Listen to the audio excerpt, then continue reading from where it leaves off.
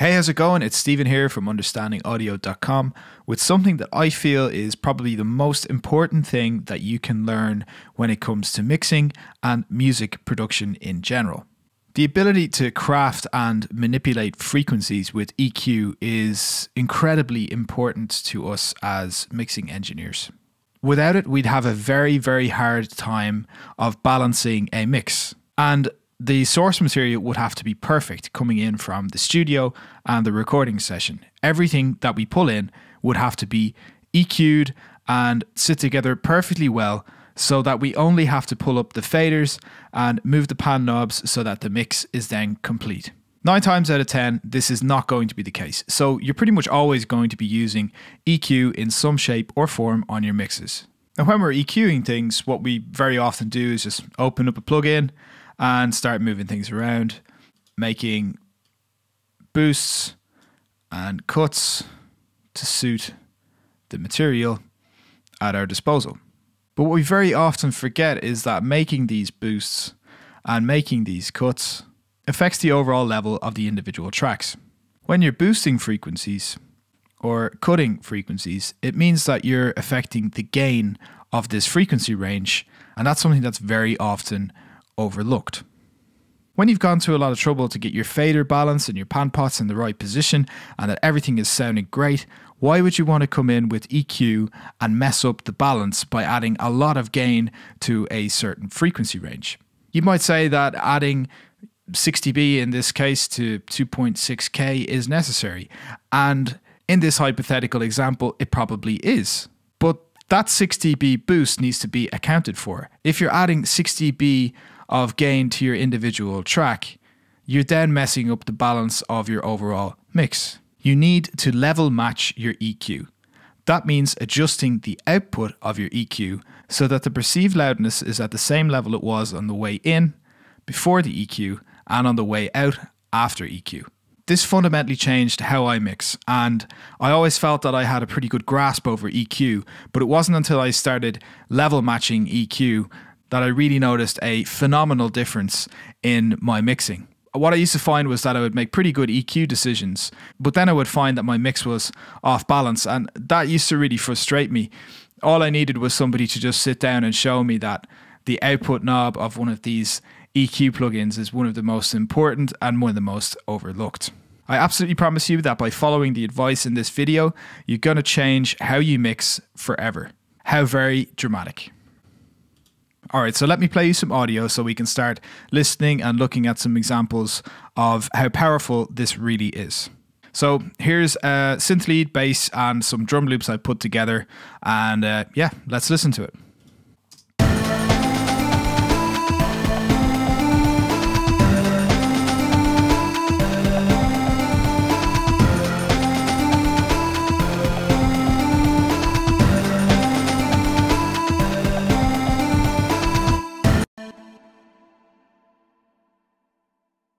Okay, so you get the idea of what's going on there.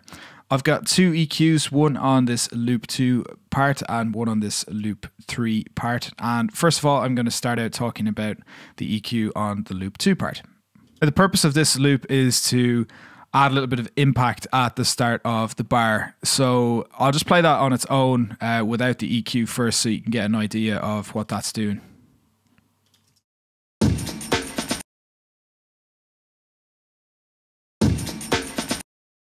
So I thought that was a pretty cool way of starting the bar, but it just wasn't giving me the impact that I really wanted. So quite obviously what I did was I added some EQ.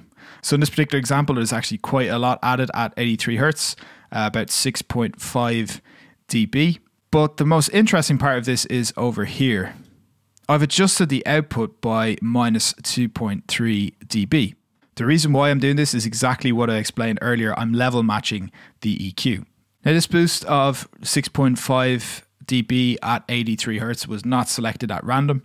I listened to everything together and then added this boost in to really give that impact like I was talking about at the start of the bar.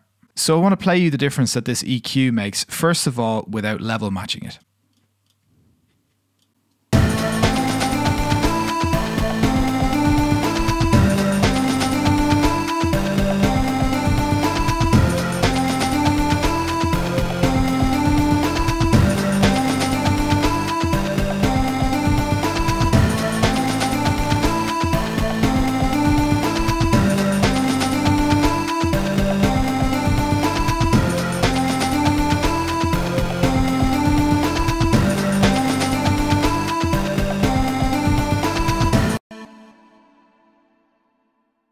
Now, what I'm sure you'll have noticed when the EQ is on versus when the EQ is bypassed is that that 83 hertz bump actually affects the balance of the mix quite a lot. That loop 2 is quite a lot louder, and you can really hear that noticeable bump at 80 hertz. But I did find that this boost really helps to bring out that loop into the mix. It's just that all of this extra gain here needs to be level matched and adjusted so that that loop sounds at the same perceived loudness it was on the way in as it is on the way out. So that's what this knob down here does for you. So how do you go about doing this? It's very simple. You just use your ears. You play back the loop itself in solo or whatever you're EQing in solo. You play it back, put the EQ on and off, and then adjust the output knob or fader until the two levels sound the same. Let me show you.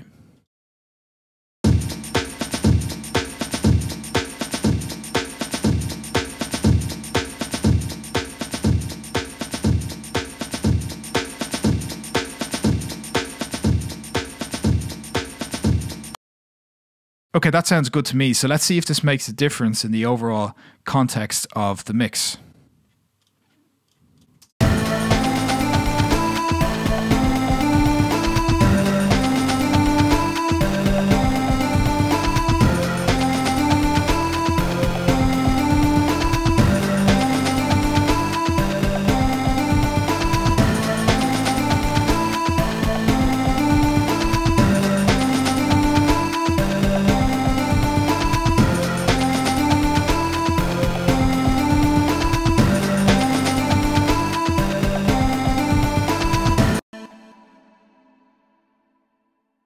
So that EQ is now doing exactly what I set out to do. It's adding more of an impact to the start of that loop when it comes in, and it now sits in the mix a lot better because it is level matched.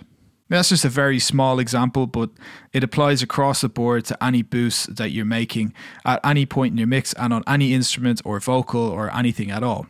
It's really important that we do this, and once again, let's go over why. The reason why we do this is because even half a decibel of a difference in perceived loudness can influence our decisions as to what sounds good. More often than not, our brains are going to perceive louder as better. And as I'd mentioned before, and that's in my guide, that is, in my opinion, one of the main reasons why the loudness wars came about in the first place. So making big EQ boosts like this and big adjustments can really mess up your fader balance, and you can think that they sound great.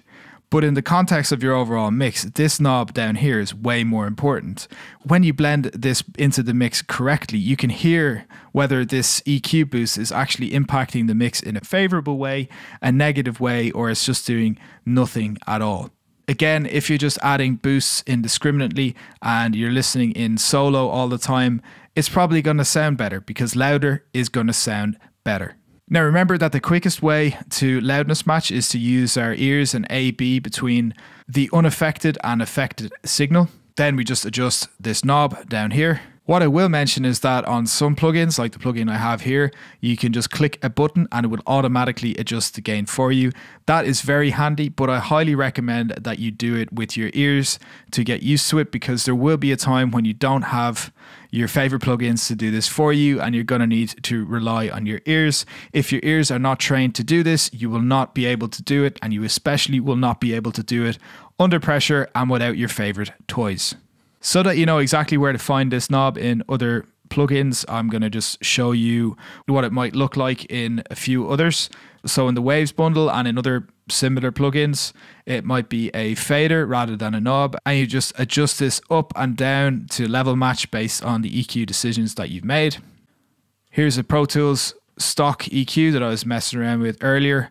So if you've made this boost and this cut, you'll then want to adjust the output here so that it's level matched.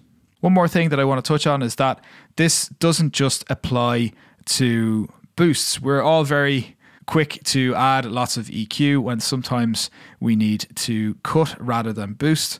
And level matching also applies to cutting frequencies. This loop 3 down here has another EQ on it, and as you can see, there is a low pass filter and a high pass filter in place. Now I'm going to explain to you why I've done this. First of all, I'm going to play you this loop in solo. And for the second half of it, I'll bypass what the EQ is doing so you can hear what it sounds like without the EQ.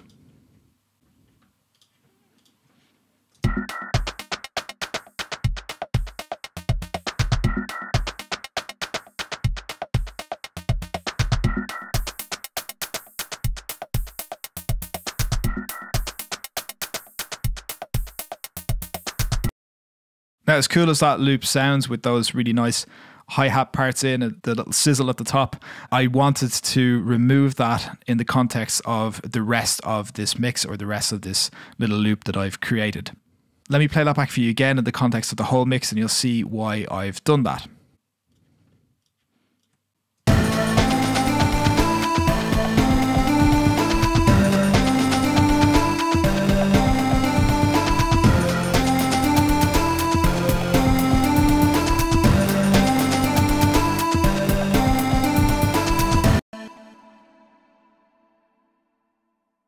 So as I mentioned, you can hear that there's almost too much of that hi-hat sizzle in there. So I've pulled that out, and I pulled out some low end as well. So the impact of that loop too shines through a lot more, and the bass has more room as well. Now again, this knob down here is the most important when it comes to making sure this track is balanced post EQ. So I did the very same thing as what I did when I was using an EQ boost. I listened to what the EQ was doing. I bypassed it so that there was no EQ in place, and then flipped back and forth between the two, adjusting this knob so that the levels sounded the same.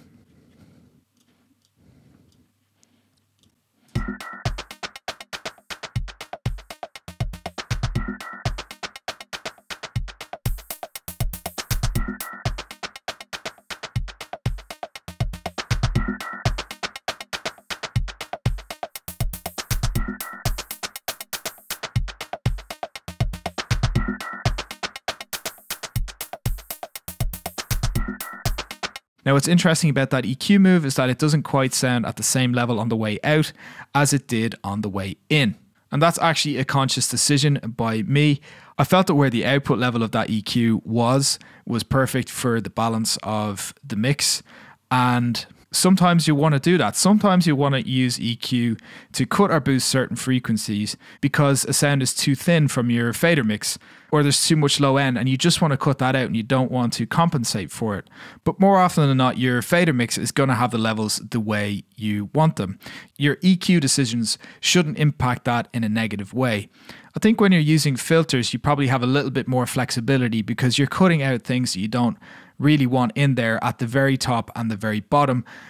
You're definitely going to need some sort of output boost or some sort of output adjustment to compensate for that. But it might not have to be at the very same level as it was on the way in because you're removing things that you don't need. Now, as with everything in mixing, it's very important that you approach this in an experimental way, that you make your decisions on what's going to suit the music the best. EQ is a creative tool that's there for you to be able to manipulate frequencies to the way you want them to sound. There are no rules, but in my opinion, this is one of the most important things that you can do to make sure that your mix is balanced from the start to the finish. What's going to determine how you use this incredibly powerful tool is not always going to be technical. A lot of it is going to be down to your taste, and a lot of people might even disagree with how I've used EQ in this very small mix that is in front of us, and that's totally okay because your taste is unique. What also makes you unique is your sound, your individual style that you bring to every mix that you work on. And I want to unlock that style for you and make every mix that you work on unique and professional. And to do that, I want to give you my free guide, the one hack that guarantees a unique, pro-sounding mix completely for free today. If you thought that this little tip about level matching your EQ was helpful, then there is so much in this guide that is going to unlock your taste as a mixer, and it's going to fast track your progress in a way that you won't believe. So to grab the guide for free, go to getpromixes.com and download it right now. Before you go, if you enjoyed this video, don't forget to hit the like button and subscribe. And if you're feeling super generous, leave a comment down below and let me know, do you level match EQ or is this news to you? I'll be back with another video very soon, and in the meantime, keep making great music and have a great day.